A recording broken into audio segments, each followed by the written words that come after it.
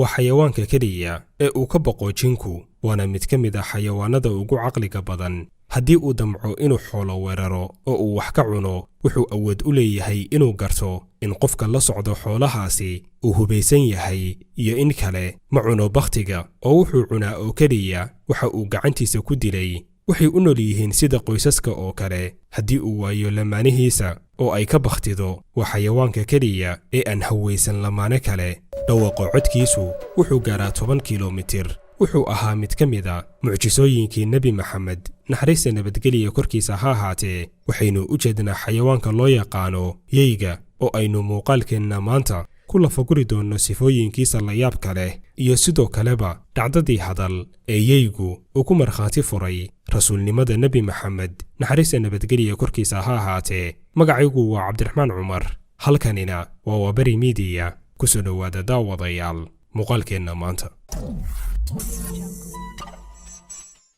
xayawaanka loo yaqaano yeyga waxaa lagu tilmaamaa inuu ka mid yahay xayawaanada ugu caqliga badan.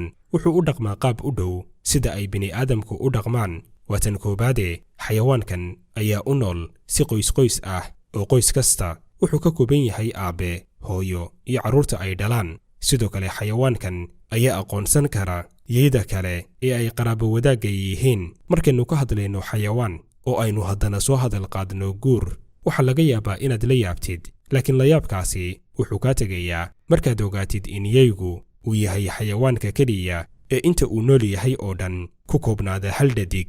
marka ay ka bakhtido dhadigga ay lamaanaha ahaayeenna, aan laga yaabin inuu dhadig kale u tago.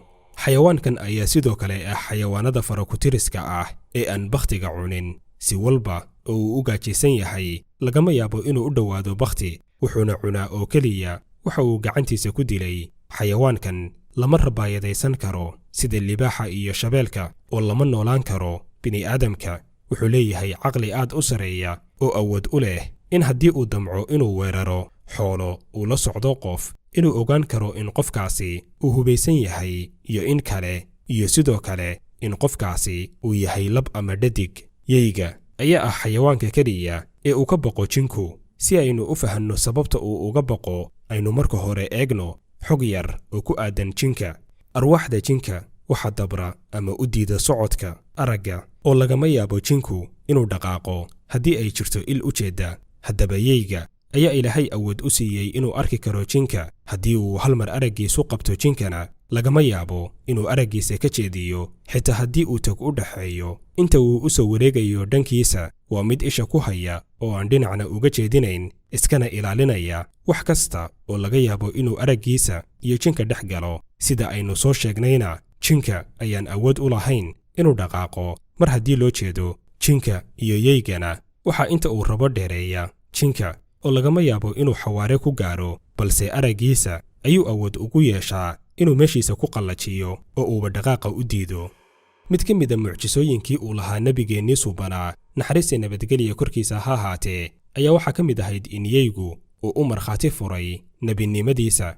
xadiis ay soo wariyeen abu hurayra iyo abu saciid al-khadari, alle ha ka raali noqdee, ayay ku xuseen dhacdadan mucjisada ah. waxay xuseen in yey uu neef ari ah kala baxsaday nin yahuudi ah oo meel bannaan ah ari daaqsiinayay. ninkii ayaa cayrsaday yeygii oo awood u yeeshay inuu ka soo rito neefkii uu ka qaatay.